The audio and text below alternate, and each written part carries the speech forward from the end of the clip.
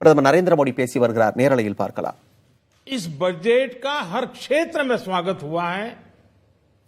सामान्य मानवी की जो सकारात्मक प्रतिक्रिया आई है, उसने जनता जनार्दन की सेवा का हमारा उत्साह अनेक गुना बढ़ा दिया है. जीवन के हर क्षेत्र में आधुनिकता आए, टेक्नोलॉजी आए, जैसे किसान ड्रोन हो, वंदे भारत ट्रेन हो, डिजिटल करेंसी हो, बैंकिंग के क्षेत्र में डिजिटल यूनिट्स हो, 5G सर्विसेज का रोल आउट हो, नेशनल हेल्थ के लिए डिजिटल इकोसिस्टम हो. इनका लाभ हमारे युवा, हमारे मध्यम वर्ग, गरीब, दलित, पिछड़े, ये सभी वर्गों को मिलेगा. इस बजट का एक महत्वपूर्ण पहलू है गरीब का कल्याण.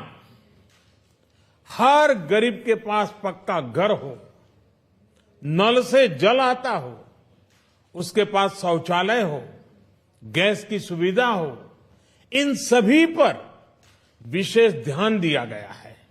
इसके साथ ही आधुनिक इंटरनेट कनेक्टिविटी पर भी उतना ही जोर है.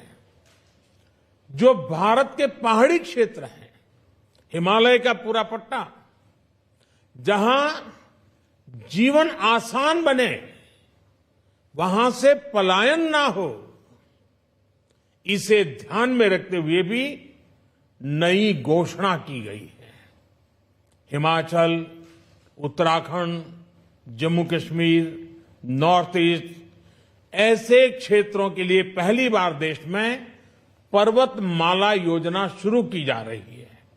ये योजना पहाड़ों पर ट्रांसपोर्टेशन और कनेक्टिविटी की आधुनिक व्यवस्था का निर्माण करेगी और इससे हमारे देश के जो सीमावर्ती गांव है, बॉर्डर के गांव है, जिसका वाइब्रेंट होना जरूरी है, जो देश की सिक्योरिटी के लिए भी आवश्यकता है, उसको भी बहुत बड़ी ताकत मिलेगी.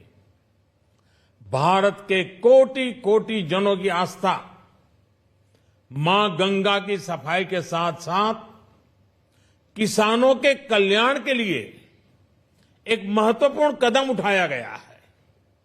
उत्तराखंड, उत्तर प्रदेश, झारखंड, बिहार, पश्चिम बंगाल, इन राज्यों में गंगा किनारे नेचुरल फार्मिंग को प्रोत्साहन दिया जाएगा.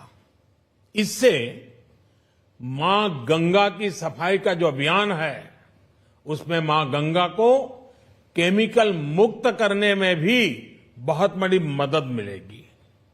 बजट के प्रावधान यह सुनिश्चित करने वाले हैं कि कृषि लाभप्रद हो, इसमें नए अवसर हो, नए एग्रीकल्चर स्टार्टअप्स को प्रोत्साहन देने के लिए विशेष फंड हो, या फिर फूड प्रोसेसिंग उद्योग के लिए नया पैकेज.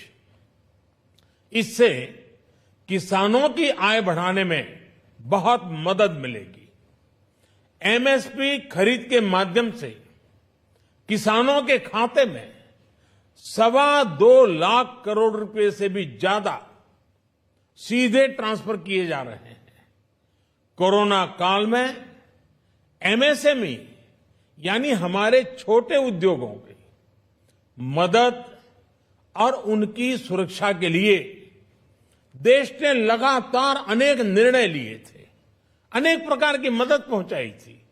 इस बजट में क्रेडिट गारंटी में रिकॉर्ड वृद्धि के साथ ही कई नई योजनाओं का ऐलान किया गया है. डिफेंस के कैपिटल बजट का 68% डोमेस्टिक इंडस्ट्री को रिजर्व करने का भी बड़ा लाभ भारत के एमएसएमई सेक्टर को मिलेगा. ये आत्मनिर्भरता की तरफ बहुत बड़ा मजबूत कदम है. 7.5 लाख करोड़ रुपए के पब्लिक इन्वेस्टमेंट से अर्थव्यवस्था को नई गति के साथ ही छोटे और अन्य उद्योगों के लिए नए अवसर भी बनेंगे। मैं वित्त मंत्री निर्मला जी और उनकी पूरी टीम को इस पीपल फ्रेंडली और प्रोग्रेसिव बजट के लिए बहुत बहुत बधाई देता हूं। कल भारतीय जनता पार्टी ने मुझे सुबह 11 बजे बजट और आत्मनिर्भर भारत विषय पर बात करने के लिए निमंत्रित किया है। कल 11 बजे मैं बजट के इस विषय पर विस्तार से बात करूंगा। आज इतना काफी है। बहुत बहुत धन्यवाद। சாமானிய மக்களின் நலனை கருத்தில் கொண்டு மத்திய பட்ஜெட் தாக்கல் செய்யப்பட்டிருப்பதாக பிரதமர் நரேந்திர மோடி குறிப்பிட்டிருக்கிறார். மேலும் உள்கட்டமைப்பு வசதிகளை வலுப்படுத்தி பொருளாதார வளர்ச்சியை இந்த பட்ஜெட் ஊக்குவிக்கும் என்று நம்புவதாக பிரதமர் மோடி குறிப்பிட்டிருக்கிறார். விவசாயிகள், ஏழை மக்கள் இந்த பட்ஜெட்டால் அதிகம் பயன்பெறுவர் என்றும் அவர் குறிப்பிட்டிருக்கிறார்.